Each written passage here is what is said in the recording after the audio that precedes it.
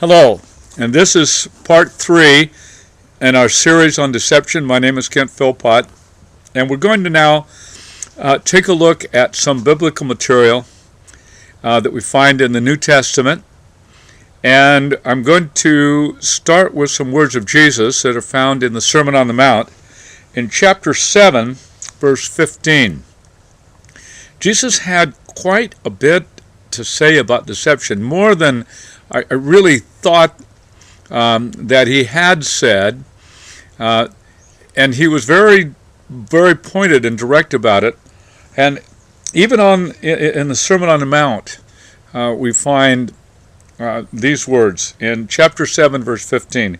Beware of false prophets who come to you in sheep's clothing, but inwardly are ravenous wolves. Deception. It's so when you read the New Testament, you find that the church was always, for example, a mixed bag.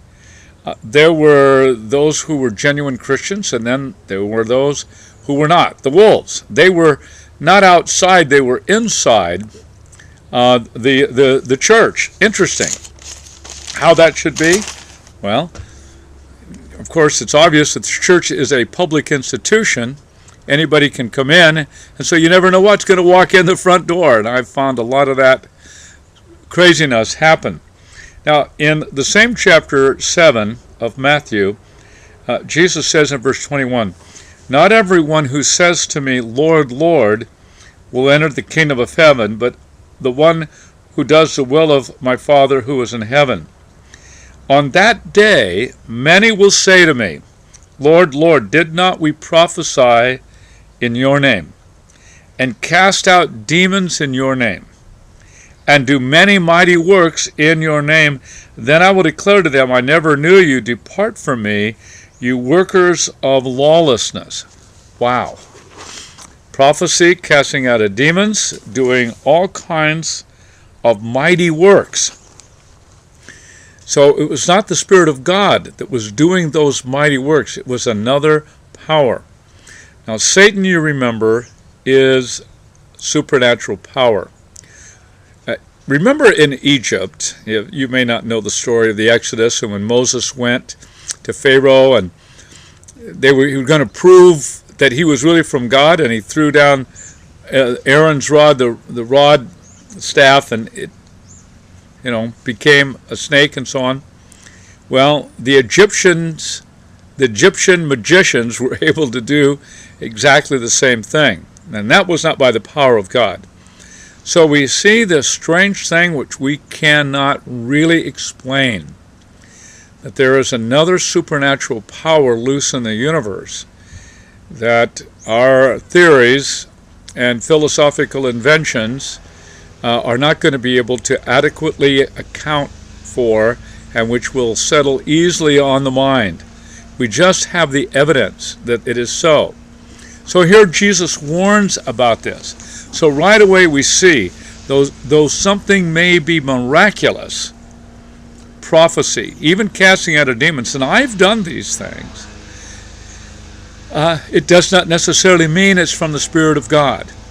There are those real miracles, but not necessarily the Spirit of God. Then in Matthew chapter 24, that's the chapter where Jesus is talking about the end of the age. The disciples were very curious about what was going to happen at the very end of the age, when Jesus would return, when the Messianic kingdom would be established. So Jesus begins to talk about that. Now I'm going to start in Matthew 24 at verse 3. As he, that is Jesus, sat on the Mount of Olives, the disciples came to him privately, saying, Tell us, when will these things be? And what will be the sign of your coming and of the close of the age? Verse 4. And Jesus answered them, See that no one leads you astray. For many will come in my name, saying, I am the Christ. And they will lead many astray. So, lead many astray. That is a most curious kind of thing. Jesus starts the whole discussion on the end times by saying, essentially, be careful. Be careful that no one leads you astray. Opens the door for the deception.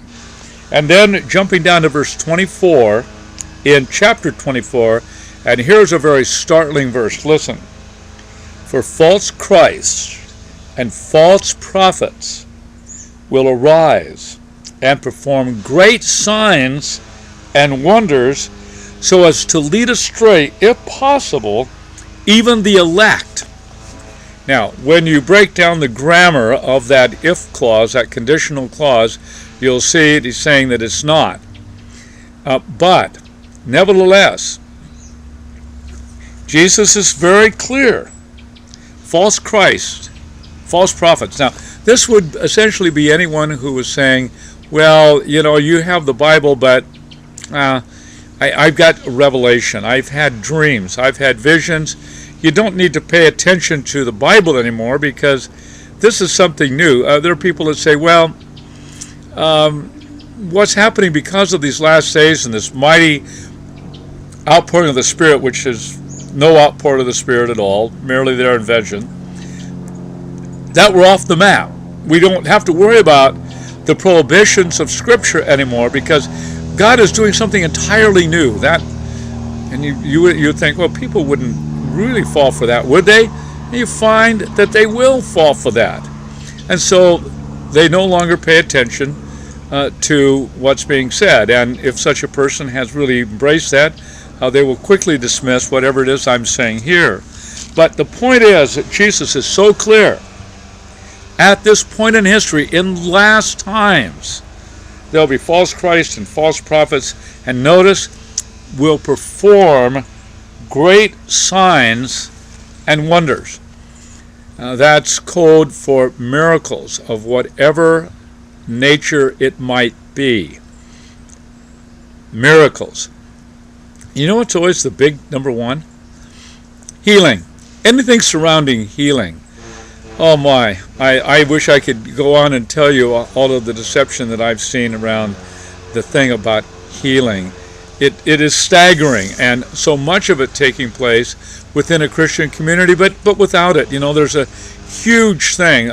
You've heard of the therapeutic touch, based upon Eastern Hindu-based ideas of the body and energies and the chakras and so on.